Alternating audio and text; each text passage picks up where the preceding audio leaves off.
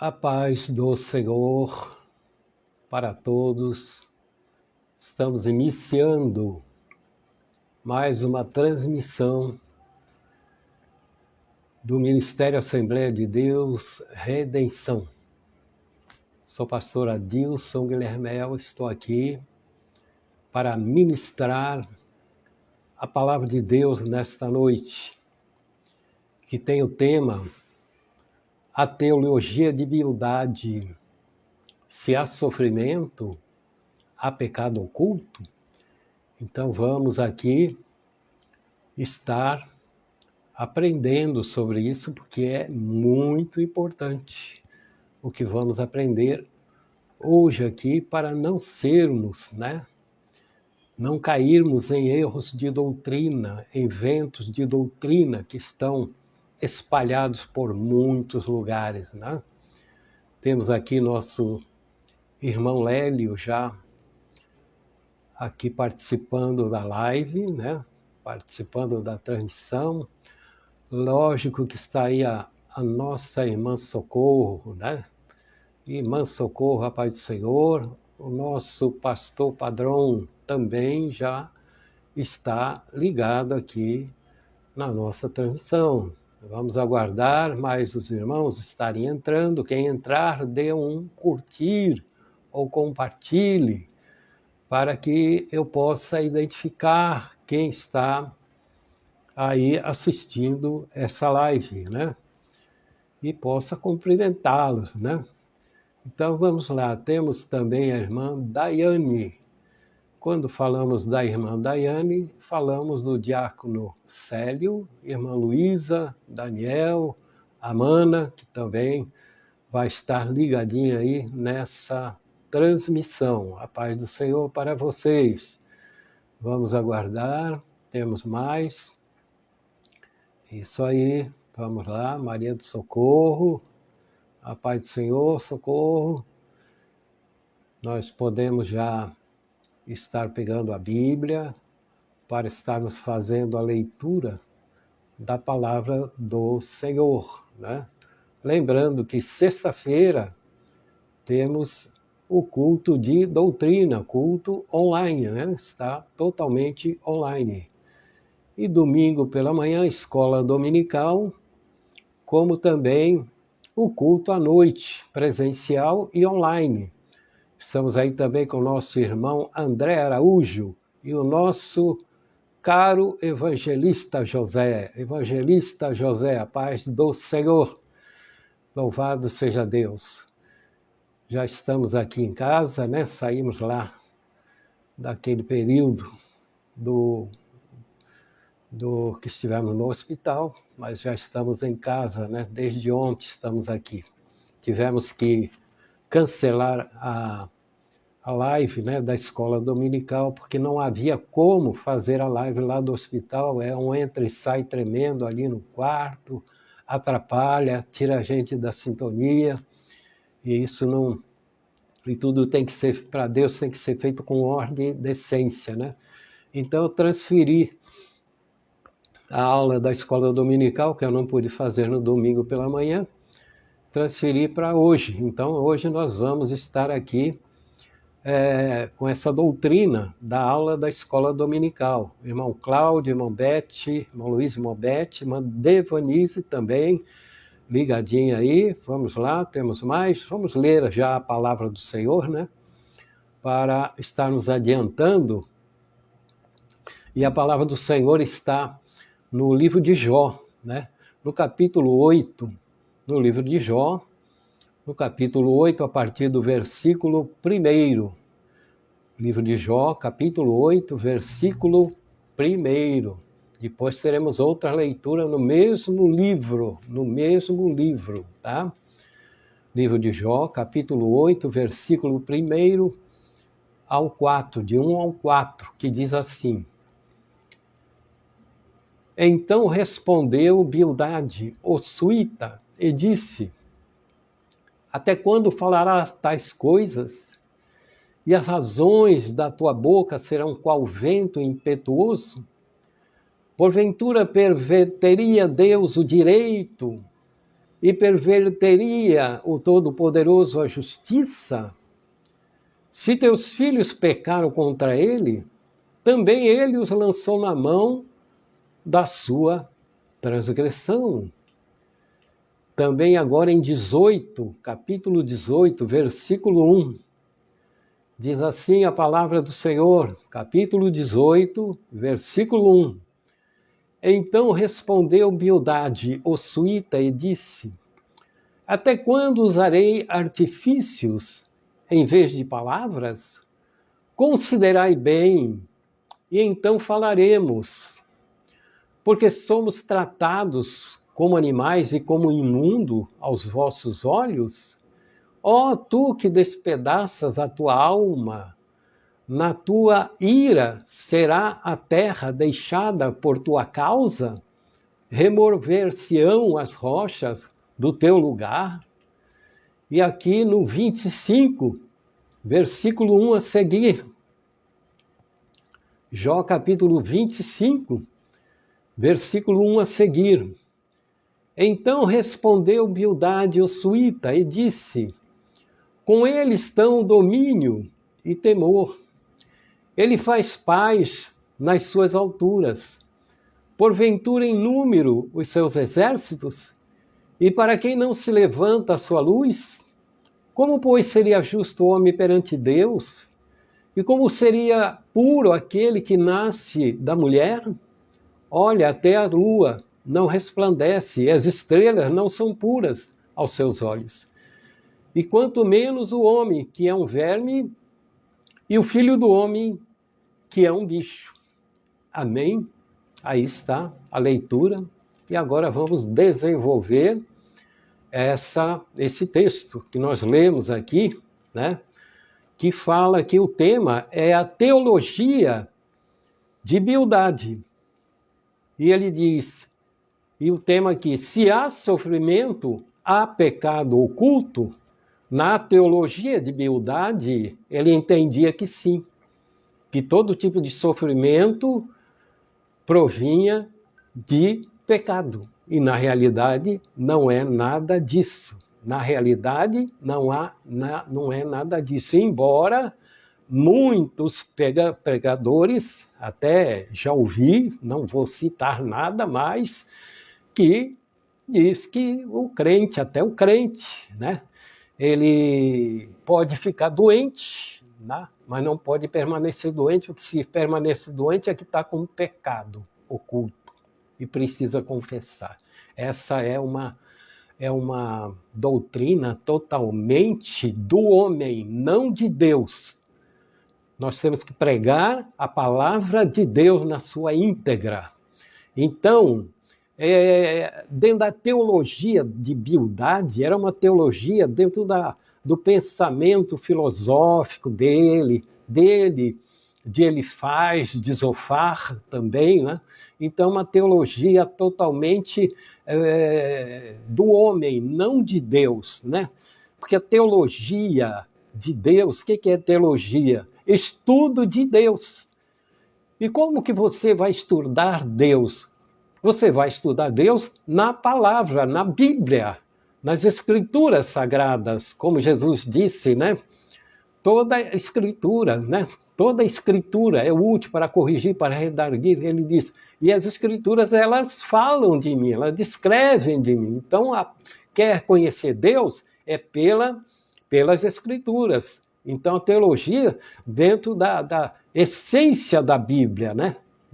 Da essência da Bíblia, desde o primeiro livro até o último, né? Então, nós temos alguém para se dizer um teólogo, né? Um conhecedor profundo da Bíblia, ele tem que ter conhecimento profundo do Pentateuco, dos livros históricos, que vai de Josué a Esther, dos livros poéticos, que é de Jó a Eclesiastes, dos livros profetas, que vai de Isaías a Malaquias. Ele tem que conhecer os evangelhos, ele tem que conhecer o livro de Atos, as cartas apostólicas, e nós temos também o último livro, que é Apocalipse. Então, Deus se revela em todos esses livros. Então, para ser realmente um conhecedor profundo da palavra, ele tem que ter é realmente um estudo profundo disso. E tem que ter, para ter esse estudo, para conhecer mais Deus, tem que ter revelações, comunhão com Deus, santificação, para que você possa receber revelações, porque o Espírito Santo, Jesus o enviou também para nos ensinar. Ele é o nosso guia, o nosso ensinador. E eu posso confirmar isso porque tenho muita experiência com o Espírito Santo. Coisas que estão ainda aqui, muitas vezes ficam em determinada dúvida com alguma coisa, eu entro em comunhão com o Espírito e daqui a pouco parece que se desvenda tudo, aquilo que eu estou buscando, um tópico que eu quero colocar aqui, que precisa, todos os tópicos têm um sentido, um significado, né? Então tudo isso exige muito estudo. E Bildade, Eliú, Zofar, né? Elifaz, eles eram homens pensadores, eles achavam que conheciam Deus, mas não conheciam Deus como Jó conhecia Deus. Porque Jó, antes dele entrar nessa calamidade, nesse sofrimento, ele tinha uma vida, né, social muito boa, muito círculo de amizade. Inclusive, esses amigos de Jó aí eram amigos de Jó quando Jó estava bem de vida, né? Quando Jó, nas suas reuniões, né, certamente conversavam muito desses assuntos, e Jó superava tudo, aí eles acreditavam em tudo, muito dentro da sabedoria que Jó expunha diante deles, eles acreditavam muito nisso. Mas agora, quando Jó entra nessa situação, que na realidade Jó entrou nessa situação sem saber o porquê, e nem eles sabiam o porquê, porque houve ali um desafio de Satanás com Deus em relação a Jó. Deus testificou de Jó. Viste o meu servo Jó?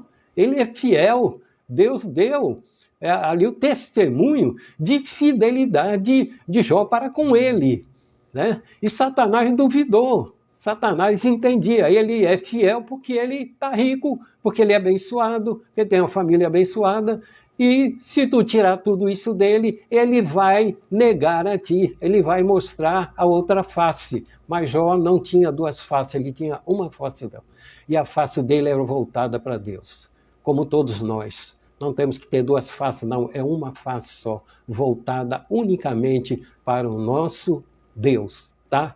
Então, dentro do raciocínio desses amigos de Jó, que agora não demonstravam que não eram amigos, né?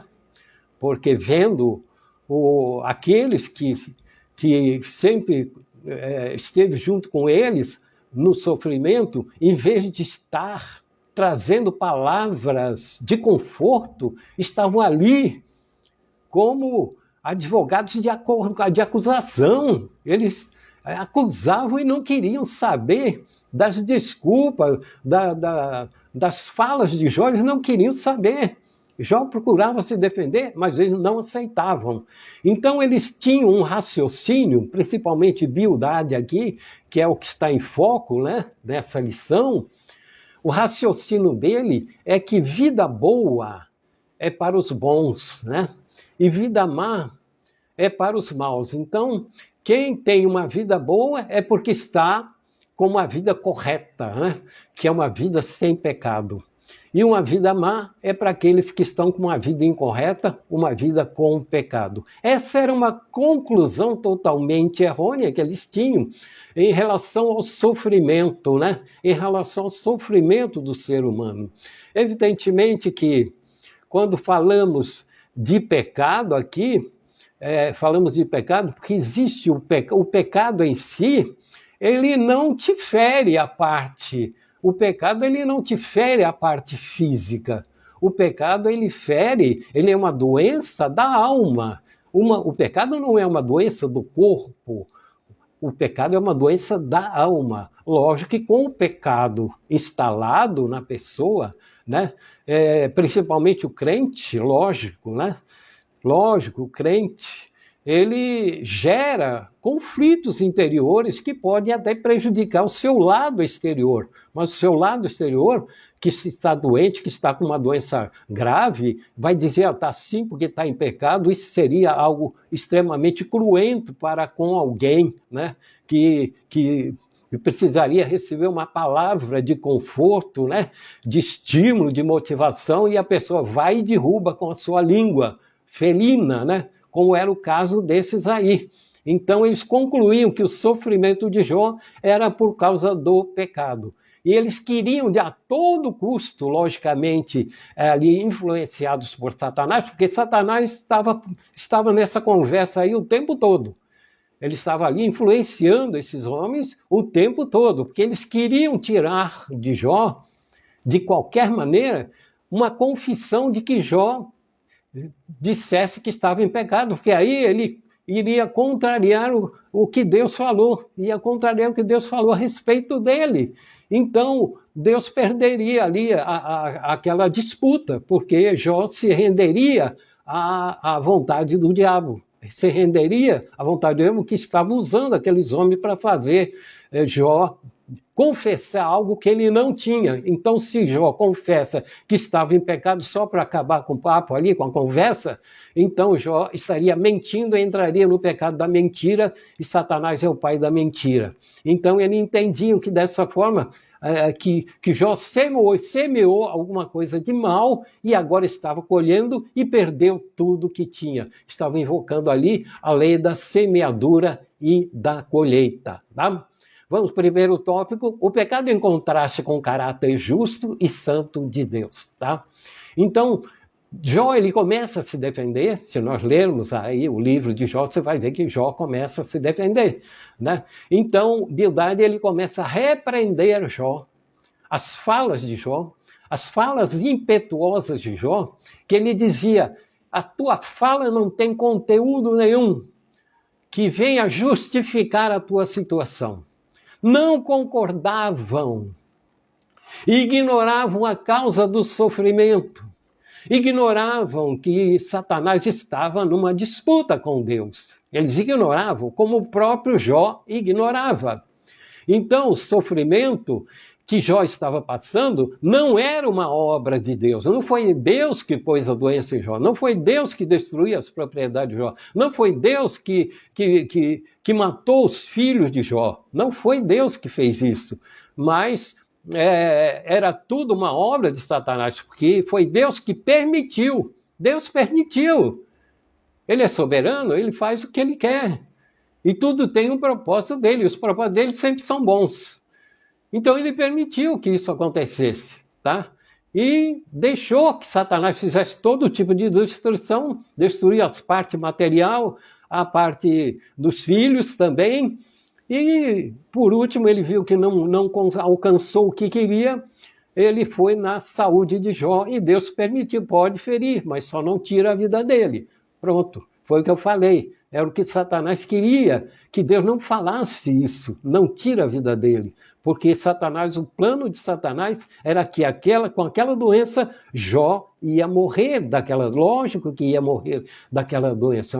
Era chagas da cabeça aos pés, ele estava totalmente já se deformando ali, numa situação terrível. Então nessa situação, Satanás conquistaria ali, se Deus não fala, não tira a vida dele, ele, de alguma forma, ia tirar a vida de Satanás através da doença. Mas só que Deus é presciente, né? E sabia das intenções de Satanás e já deu um break nele. Não tira a vida dele. Então, pode ferir, mas tu não vai tirar a vida dele, porque a vida dele está nas minhas mãos.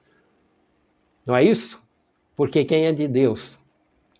Deus pode até permitir, como o caso de Satanás com Jó. Mas tirar a nossa vida, Satanás não tira. Tocar em nós agora, nesse tempo da graça, o maligno não pode nos tocar.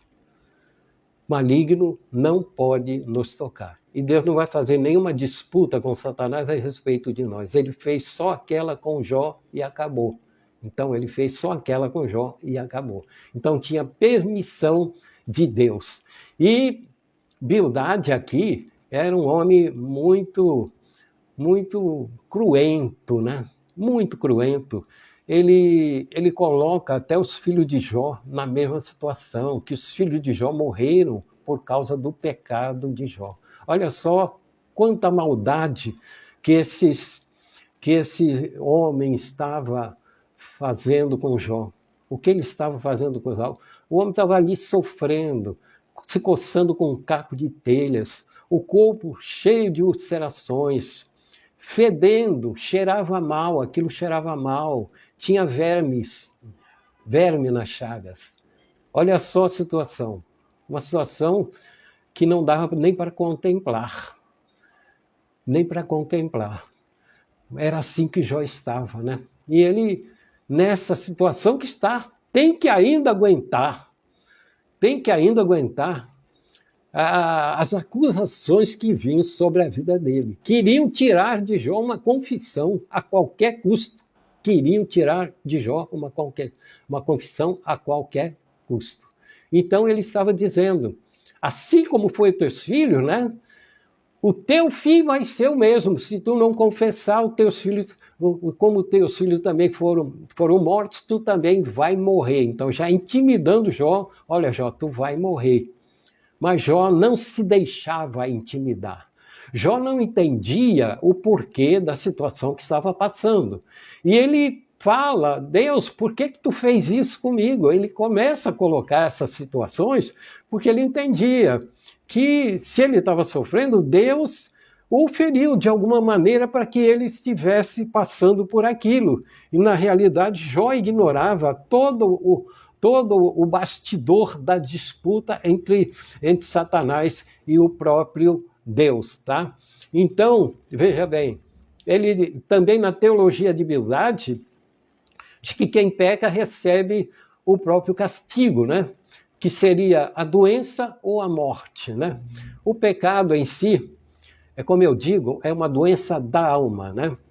E se ele fala na questão que quem está bem, né, os bem não tem pecado, e que os maus é que têm pecado, é que sofre tudo, ele estava fazendo uma colocação no sentido da parte física. Ele não se ligava na parte espiritual, não é? Porque o pecado ele se aloja na alma, né? Então, se fosse assim no corpo, né?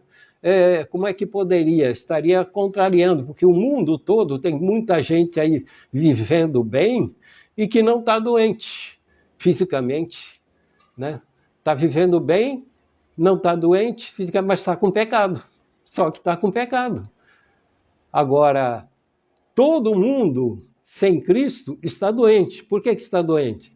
Porque não no sentido físico, mas no sentido de alma, ele está doente, porque o pecado é uma doença da alma. O pecado é uma doença da alma. E Deus deixou a condicional, única, exclusiva, de que somente o sangue do Filho dele, que foi sacrificado na cruz, pode remover o pecado. Pode fazer a expiação, tirar esse pecado da alma. E quando esse pecado sai, a pessoa é liberta. Porque a pessoa com pecado, ela não está liberta, ela está num cativeiro. Então, a partir do momento que o pecado é tirado, através da expiação pelo sangue de Cristo, então a pessoa fica liberta. Se o Filho vos libertar, verdadeiramente sereis livres, tá? Era o raciocínio, né? Uma mentalidade cruenta, né? Que ele não enxergava Bildade na teologia dele, né? Dele, tá? Não era uma teologia com conhecimento, com sabedoria, né? Era uma teologia formada pela sua própria mente, tá? Era aquilo que ele achava, entendia, aquilo que ele pensava, né? E não entendia e não enxergava que Deus é um Deus sensível e que é um Deus que tem compaixão, que tem misericórdia e que não tem prazer no sofrimento de ninguém. Deus não tem prazer no sofrimento de ninguém. Ele não entendia isso, né? Então, veja bem, tem muitos lugares que colocam as pessoas, principalmente dentro do neopentecostalismo, né? Que colocam tudo como pecado está envolvido com o diabo, né? Aí tem que a enfermidade que está sempre é maligna, e na realidade não é. Todos nós, quantos de nós não estamos enfermos? E a enfermidade não é maligna, é decorrência do nosso corpo, que somos um corpo corruptível, ainda sujeito a todo tipo de virose, de vírus, de doença, de qualquer outra coisa que acontece conosco. Então, isso aí não significa que estamos em pecado ou que Satanás fez alguma coisa contra nós. Tem crente que até acredita nisso, né? Então fica expulsando Satanás. Satanás, sai dessa doença, Satanás. Gente, isso aí é uma teologia totalmente do homem, diabólica, não é uma teologia segundo as Escrituras, segundo a essência da Escritura, tá? Então, veja bem, ele se fixa aqui na parte do 18, versículo 1 a seguir, né? O pecado visto como quebra da moralidade tradicional. Então, Bildade se fixa nas queixas de Jó, né? As condições sofríveis que Jó estava passando, ele entendia que as queixas de Jó não tinham qualquer validade, que Jó estava querendo se esquivar de confessar sua culpa na realidade, né? Porque Jó, na condição sofrível que ele estava passando, ele chegou a ter o desejo de deixar o mundo, de não ter nascido, né? Era algo muito cruento que ele estava passando. Então, ele insinua que Jó estava na condição do ímpio, porque o ímpio é que está em pecado, o ímpio não tem uma prosperidade na vida, é doente, tem doença, tem calamidade, tem tudo, mas isso só atinge o ímpio. Então, ele insinua isso, que Jó estava numa condição de ímpio, né? E que dentro do mundo ímpio, Jó era um deles, tá? Então, que Jó, na realidade, sempre foi um enganador. Isso na concepção deles, tá? Então, uma pessoa insensível com o sofrimento alheio. Assim é também nesses televangelistas, nesses igrejas aí que todo mundo já sabe, né? Que a gente não precisa citar, mas que colocam tudo como coisa do diabo. Tudo é o diabo, tudo é o diabo. Eles exaltam o diabo está em todas. E não é assim. Não sabe porque não tenha o seu conhecimento, né? Porque a teologia tem a teologia de Bildade aqui, tem a teologia de Elifaz, tem a teologia de Eliú, tem a teologia de Zofar, tem a teologia do Espiritismo, tem a teologia do catolicismo, porque a teologia é estudo de Deus, segundo o catolicismo, segundo o Espiritismo, segundo a Testemunha de Jeová, segundo o Macedo, teologia do Macedo, tem teologia de tudo, né? Entende Deus segundo eles, tá? Para colocar coisas que é do interesse deles para se aproveitar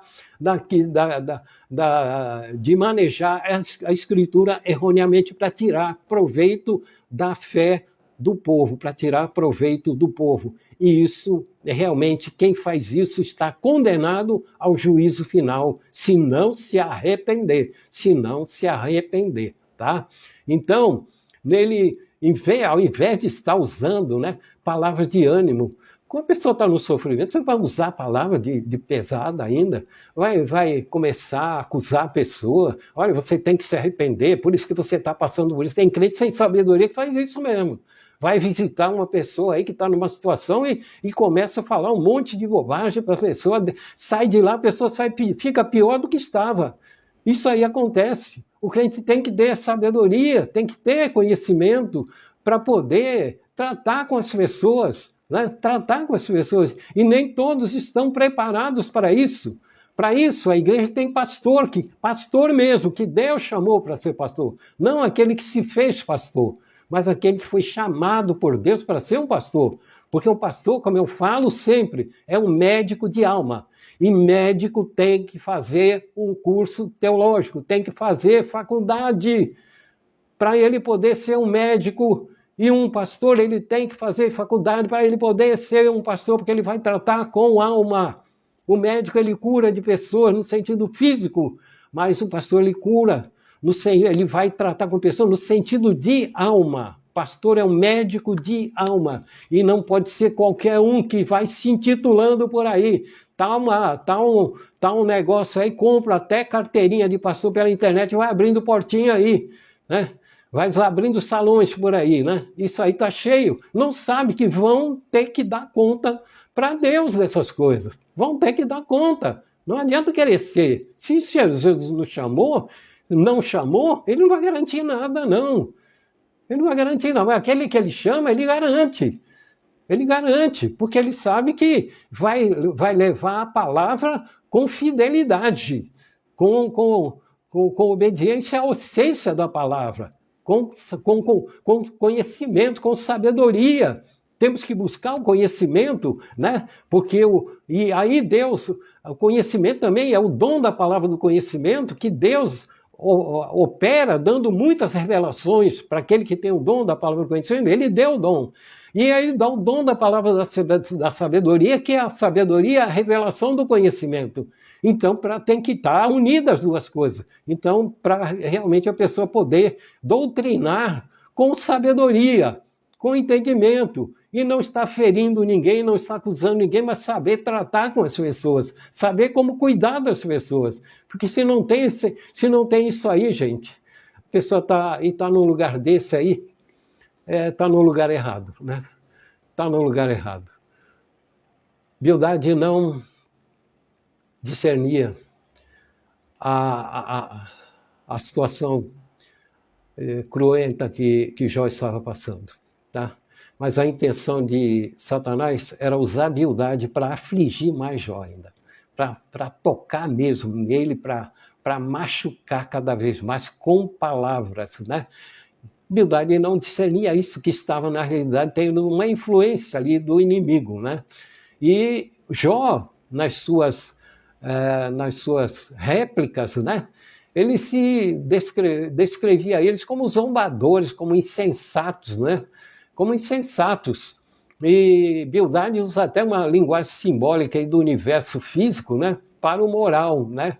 Como se Deus, para favorecer Jó, poderia fazer uma exceção, coisa que ele não acreditava, para manter Jó íntegro na realidade. Então, para Bildade, todas as alegações e justificativa de Jó não tinha justificativa nenhuma. Só que, para Deus, Jó estava se comportando de acordo como ele já previa que ia se comportar. Sempre se mantendo ali firme e sem se curvar às acusações e às insinuações que faziam contra ele. Amém? Vamos para lá, para o terceiro. O pecado em contraste com a majestade de Deus, tá? Então aqui, como eu falei, para falar de Deus e conhecer Deus na sua essência, na sua profundidade teológica, né? Como eu disse, tem que ter conhecimento, tem que estudar muito, Não é ler a Escritura. Jesus não mandou só ler a Escritura. Jesus mandou examinar as Escrituras. Ele diz, examinai as Escrituras, porque elas testificam de mim. Quer conhecer Deus? Tem que examinar, tem que estudar. Se você puder fazer uma faculdade, faz. Se puder fazer seminário, faz. Nós temos um seminário, paramos por causa da pandemia, mas logo que tivermos a coisa aí se aliviar, nós já vamos voltar para o nosso seminário teológico. Estamos lá dando aula lá, e o povo e os irmãos que estão lá gostando muito das aulas, estão lá aprendendo muito das aulas, né?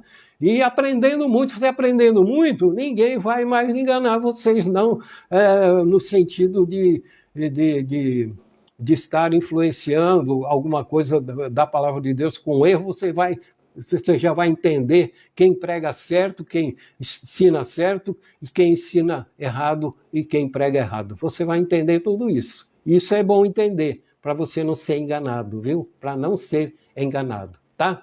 Então, outra coisa que precisa também, né? Muita comunhão com Deus, intimidade com Deus, para você ter revelações do Senhor, que é o Espírito Santo que faz as revelações, né? E tu entender também, ter a humildade de saber. Quanto mais você sabe, nunca se atreva a dizer, eu conheço tudo, eu sou conhecedor. Isso é soberba. O Espírito Santo, se estava te dando alguma revelação, alguma coisa, ele corta, ele parou, opa.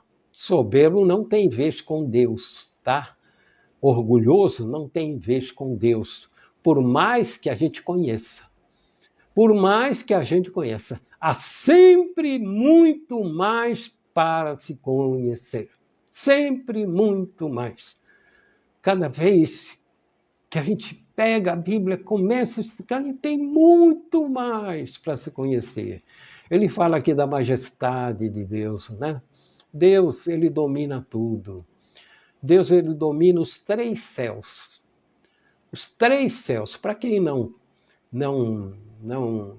estudou comigo, recebeu as doutrinas, que está assistindo aí, são 3 céus, tá? E como a Bíblia mostra, a Bíblia ela vai mostrando, né, as coisas, né? Se você ficar preso só no livro da Bíblia, você não vai aprender nada. Tem que aprender todos, né? Então o apóstolo Paulo, ele diz, conheço um homem, né? Ele não disse, porque era ele mesmo, que foi até o 3º céu e viu coisas inefáveis, que ele não foi autorizado a contar. Ele foi num arrebatamento, tá? Um arrebatamento, 3º céu. Se tem 3º, tem 1º, tem 2º. Se tem 2º, tem 1º. Então, como é classificado? O 1º céu, céu atmosférico, que nós estamos, tá? Céu atmosférico. Deus está aqui também? A presença de Deus está aqui? Tem, o Deus, o Espírito Santo está aqui. Temos lá o céu espacial, que é no espaço, tá? Todo firmamento. E tem o céu celestial, onde é que está o trono da glória de Deus, lugar para onde vai a igreja. Ficar 7 anos lá, na presença de Deus, fazendo o quê? Fazendo o quê? Estudando, aprendendo. 7 anos de aprendizado, 7 anos significa perfeição. Nós vamos ser totalmente aperfeiçoados no conhecimento de Deus. E depois de lá, nós descemos com Cristo para as regiões do céu espacial, onde, vindo já na Nova Jerusalém, que é a habitação da igreja, ela vai ficar numa órbita fixa sobre a Jerusalém terrena. Tá? E Cristo, depois da tribulação, vai estabelecer o seu reino. Ele vai reinar sobre a terra. Ele vai ser o rei da terra. Satanás vai estar preso. Então, tudo isso então mostra que Deus, ele tem o controle de tudo. O mundo está descontrolado. Não, para Deus não. Está tudo dentro do script de Deus. Tudo dentro do script de Deus. Tá? Está tudo seguindo o curso daquilo que Deus escreveu na sua Bíblia, na sua palavra, nas suas escrituras. Ele escreveu, está cumprindo tudo o que ele escreveu. Quem não está dando ouvidos, né? E uma das coisas que ele já escreveu e vai fazer é que ele vai arrebatar a igreja a qualquer momento. Então, acreditem que isso vai acontecer mesmo. Então, fiquem preparados, né? Fiquem preparados, bota a vida em ordem, porque depois não vai ter outra chance não, tá? Então, outra coisa também, né? Deus ele tem um grande exército, milhares e milhares de anjos de todas as ordens, né? De anjos, né? Cuidando de tudo. Eles estão no céu celestial, eles estão no céu espacial, eles estão aqui no céu atmosférico também, milhares de anjos. Deus tem todo um grande exército ao seu comando, tá? Então, Bildade, ele duvidava que um Deus santo e justo, que Deus santo e justo, e Jó como um simples humano, né, pudesse se achar justo como ele, tá? Mas Jó era um homem justo, não era totalmente perfeito, mas ele é um homem fiel que Deus testificava dele. Então ele era um homem justo diante de Deus. Diante de Deus ele era justo, sim. Deus testificava dele.